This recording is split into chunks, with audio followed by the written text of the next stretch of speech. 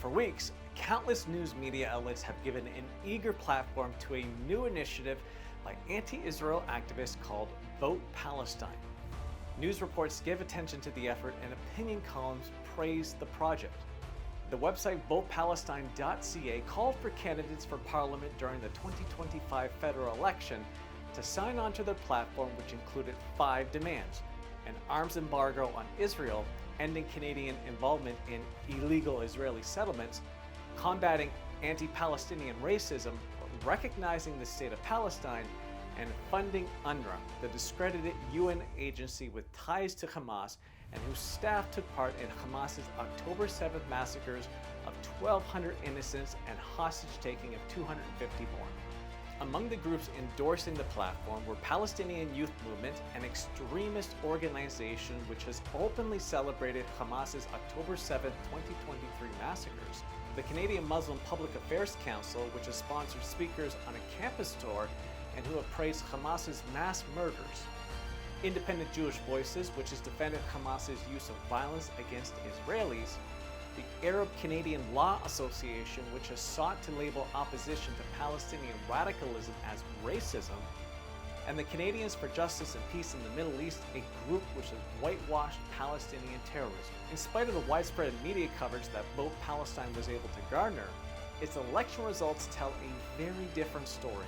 As of April 29th, the website lists 362 candidates who signed the platform, including 216 NDP candidates, 116 Green Party candidates, 28 Liberal Party candidates, and 2 Bloc de Québécois candidates. Of the 216 NDP signatories, 210 lost their bid for election, while 6 won.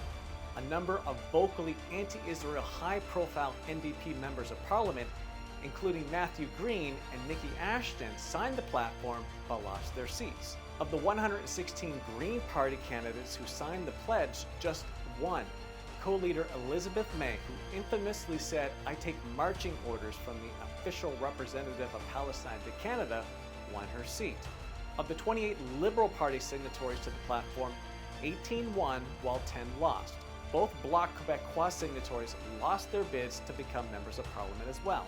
Overall, of the 362 candidates for federal office who signed the Palestine platform, only 25 won their races, while 337 lost. Put another way, 6.9% won, while 93.1% lost. Of Canada's 343 members of parliament elected on April 28th, the overwhelmingly majority, including roughly 90% of elected Liberal MPs, did not sign the platform. These results tell a story that is unmistakable. Voters overwhelmingly rejected candidates who adopted the Vote Palestine platform, and the huge majority of MPs did not sign on to the policies demanded by the organizers. This is hardly surprising. Despite the loud antics of anti-Israel activists over the last 18 months, these efforts have remained on the fringes of Canadian society, and this election result shows that no matter how much noise is made by these groups, they remain marginal. Their protests have whittled to small numbers, and the majority of Canadians polled have opposed their demonstrations. Since so many news media outlets appeared eager to report on Vote Palestine's effort before the election, they would do well to do a post-mortem and let the public know just how spectacularly this anti-Israel effort failed amongst Canadian voters.